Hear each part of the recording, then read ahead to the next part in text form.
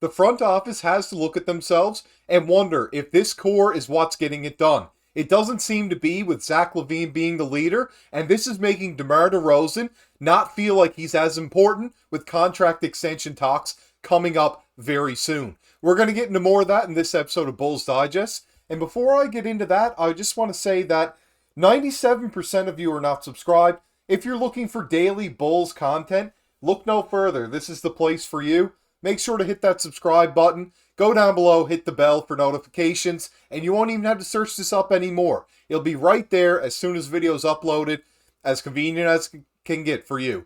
So let's get right into that without further ado. The first thing I want to talk about today is LaVine's stay in Chicago. How has he looked since he's joined the team, since he's been traded from the Minnesota Timberwolves? He's played a little bit of a different position, as he did dabble in some point guard while in Minnesota, albeit on a very bad team. Since he's been with the Bulls, they have not been that great either. Recent reports have definitely dug into how LaVine has played since he's been on the Bulls, and the first one I want to talk about is this tweet from Darnell Mayberry, asking a reporter saying, "Do you want to be elsewhere?" And LaVine said, "Right now isn't the time to really talk about that." Things are getting tense between the Bulls and Zach LaVine. He is open to a trade right now, and Chicago is open to exploring some trade offers for him. Not to say that they're openly shopping him, but they'll definitely look at any offer that comes in. The next thing I read was from Darnell Mayberry. The top of the article, the title was, "During Zach LaVine's turbulent Bulls tenure, his best hasn't been good enough." That might be true, because when I read down through this article, I was definitely hit with some speculation of my own, being like, maybe Zach's not that bad. I watch him play, and he definitely makes some plays that aren't the best decision, but he still puts up over 25 points a game, so he has to be better than what people are saying he is in the media right now. However, the Bulls are 150 and 210 in contests that LaVine has played. They have advanced to the playoffs only once during LaVine's tenure, losing in the first round to Milwaukee in 5 games in 2022. Since LaVine arrived for Minnesota in the blockbuster Jimmy Butler trade in 2017, the Bulls have had 3 coaches, 2 management regimes, and a revolving door of players. Few who fit snugly working alongside LaVine. That's not to say LaVine has been the root of the problem, but it can't be ignored that he's been the one constant. Very accurate there. LaVine has been the one that's been around before Vooch, before DeMar, and there's been a different core of players, and they still haven't been able to get things done. Albeit, before Vooch and DeMar got to the team, along with Lonzo Ball, they were not a very good team. The team was not built to win. We just had Zach LaVine, and we didn't know if he was even going to be good. You have to remember, he came off a very serious injury coming to the Bulls, and we didn't even know if he was going to play.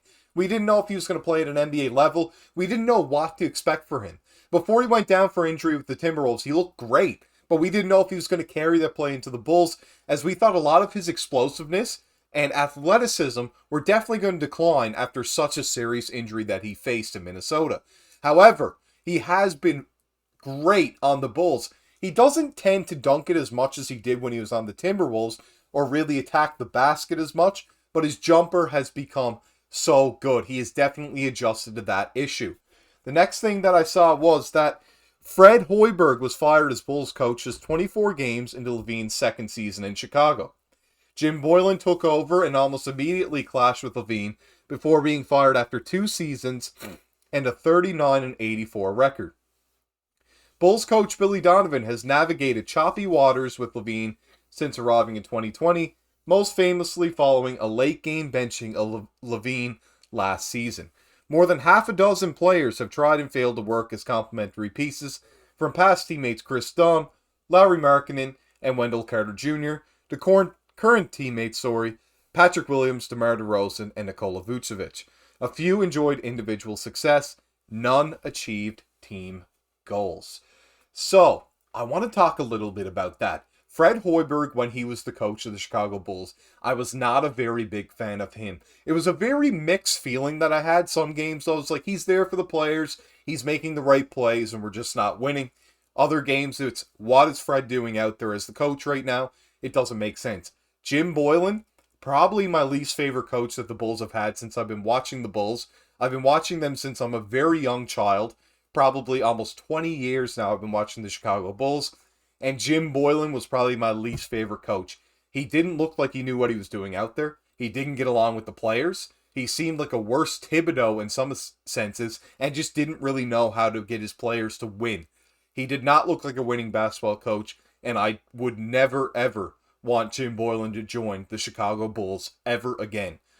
Billy Donovan, however, at first I thought he was a great coach.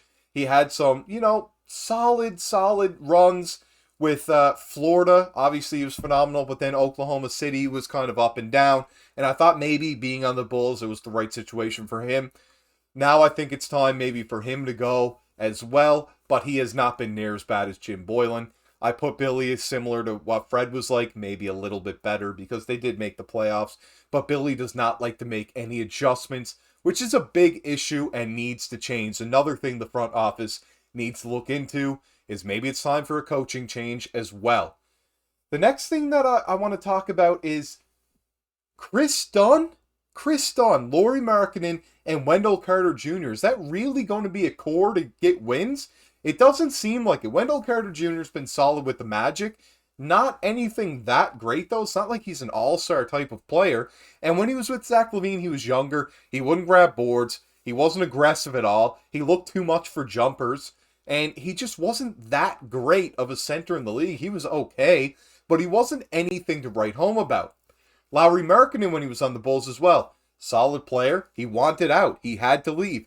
He wasn't a very good defender at all, still isn't that great of a defender, and was nowhere near the scorer or three-point shooter even, for that matter, that he is today. It was way less volume, way less shots. It wasn't going to work with him either. And Chris Dunn was out of the league. He barely joined and made the Utah Jazz last season, and he's been in and out of teams ever since, and is known as basically a bust. I don't think Chris Dunn is also the guy to get things done. And when he was starting for point guard the Bulls, that's a very bad team. That's not a team that's going to get things done. Patrick Williams, I guess they're mentioning him because Lonzo Ball is out with an injury right now. We have no idea what's going to happen with that. He's not that good either. He was a bench player in the NCAA. He just isn't that great in the NBA. He is an okay role player and has been a solid shooter the past few years, but he's not a star player. That is not like a top four that you want to ride home. This is not the right core to get things done. He has not been on a team so far that has had the right players in place. However, alongside DeMar and Vooch, they should definitely be able to make the playoffs. I'm not saying a championship, but you should be able to make the playoffs with that team, and it just isn't working right now. They have a game tonight against the Orlando Magic, and to get onto that is the next thing I want to talk about. DeRozan is out versus the Magic. It's not an injury. He doesn't have anything wrong. It's not resting because we're not allowed to do that this season. However, it does seem to be that it is family matters. It was actually posted out that Chicago Bulls star DeMar DeRozan will be away from team and miss Wednesday's game against Orlando Magic to tend to a family matter. League sources tell at NBA on TNT and at Bleacher Report. He's expected to return for in-season tourney game on Friday. Hopefully everything is okay with DeMar outside of basketball. Hopefully there isn't anything too serious with his family. However, there has to be speculation here that this has to do with Zach LaVine trade rumors, along with trade rumors of his own. Is this a lot of drama that he does not want to surround himself with? Maybe so. That's definitely a strong possibility, and maybe he's trying to distance himself from the team in this game and see how things work out. Maybe a LaVine trade is so far in the making that it could happen before Friday's game, or maybe he's just taking things on a game-to-game basis. But I hope that everything is fine, of course, with DeMar outside of basketball with his own family. So, of course, yeah, the Bulls are playing tonight. They are playing in Chicago.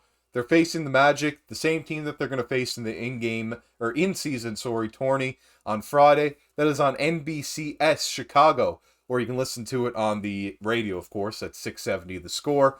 It's on 7 p.m. Central Time. So yeah, definitely going to catch that game myself. I watch every Bulls game that I can. And I can't wait to talk to you tomorrow about some more Bulls news as we get prepared for this in-season tourney.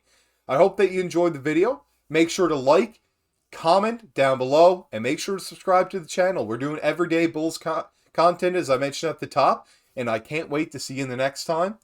Signing off.